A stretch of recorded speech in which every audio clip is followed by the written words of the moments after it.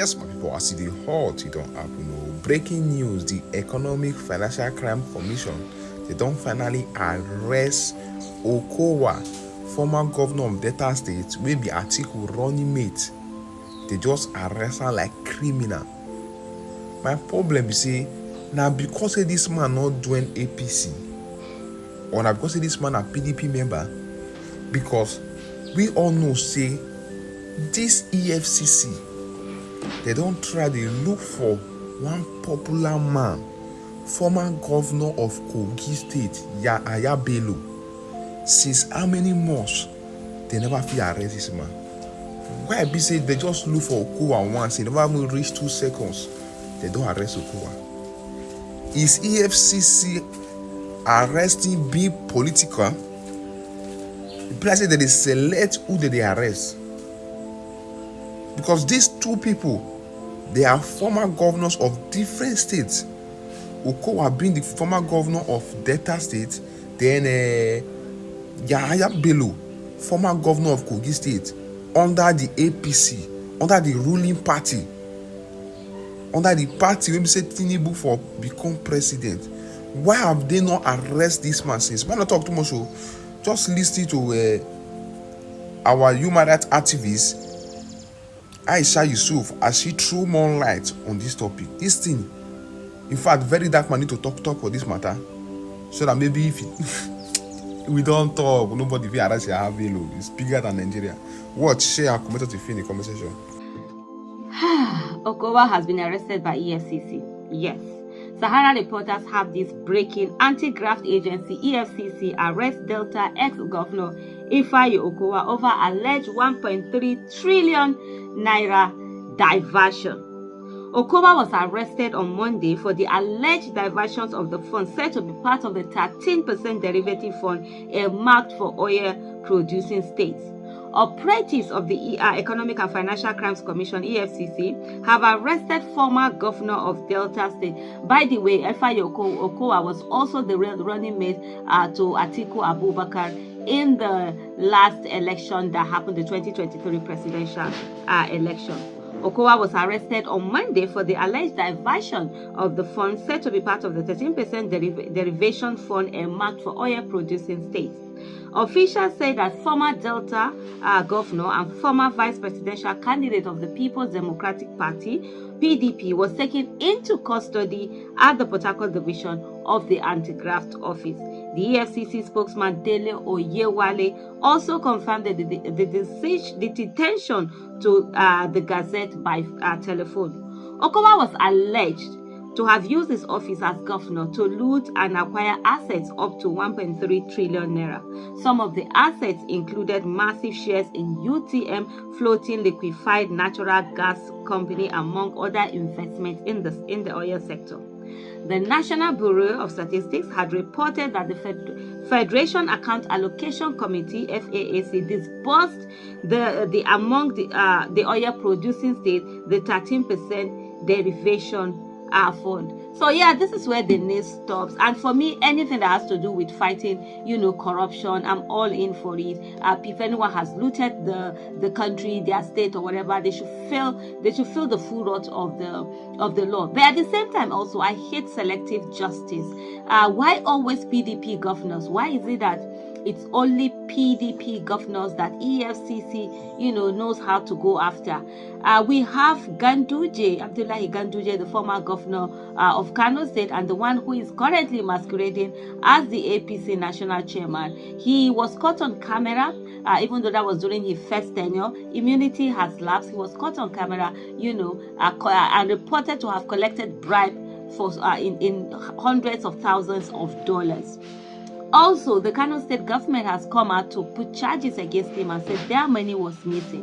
Why is it that EFCC up till now has not done anything about Abdullahi Ganduje? Why is it that Yahaya Bello, that also has charges with EFCC, that the court has asked for him to be remanded? Why is it that EFCC has not been able to take him into custody?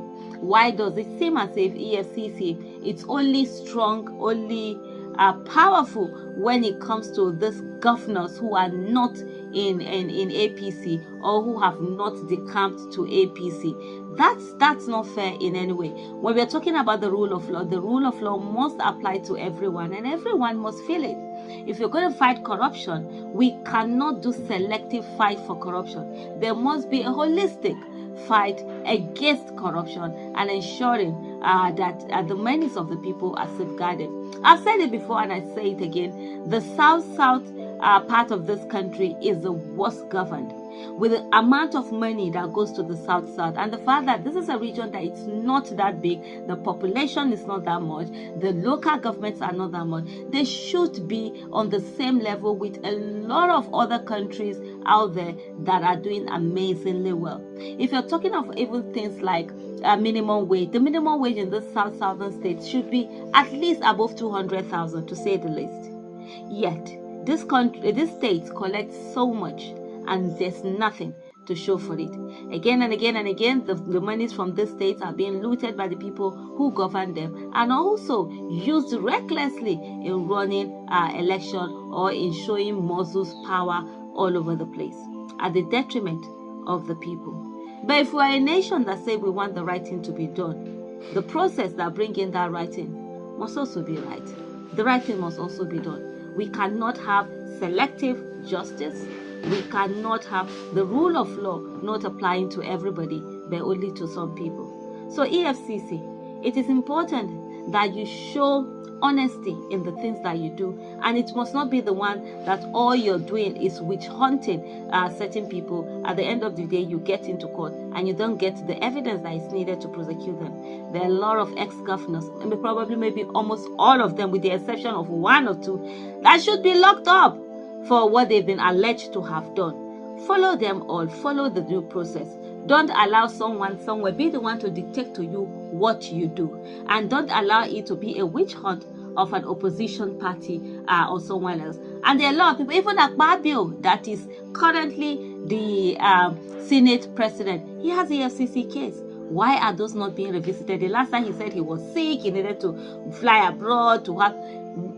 The sickness has gone, since clearly he's acting, he's doing very well he's doing very well without being health-wise, not in terms of governance-wise, but in terms of health-wise. We haven't heard anything about him being sick since he became the Senate president, and he doesn't have immunity. So why have you not continued the case that you have against him? Why are you keeping it? These are the things that make a lot of people not to have confidence in the EFCC. This is why a lot of people have accused the EFCC of being selective in the way that it administers its fight against corruption, its fight against the wrong, that the financial crimes that are being done. If you have to fight corruption, you must do it holistically. It doesn't matter who someone is. They should all be given the same treatment. But when you have certain people having certain treatment, that is a no-no. That's not the way that is going. It should happen. So we watch and see all of these things coming up. $1 trillion, to the extent now people are not. The accusation is no longer about looting billions. They've graduated to looting trillions. Monies that you cannot spend in a lifetime, your children probably won't be able to spend in their own lifetime. Is it your grandchildren? But things that can be used to develop the whole state, a whole community, being used by certain people. James Ibori, the last time, Nigerian government, EFCC tried everything. They didn't, they couldn't convince him. It was when he went to London that he got to spend time in jail. And then the Delta State people will come out and say that, oh, none of their money is missing. And when the money was repatriated, they now started laying claim to the same money that they have said is missing. Nigerian people, we are being shortchanged. Let's not allow these people continue to get away. At the same time also, EFCC, do the needful and ensure that the rule of law affects everyone and not some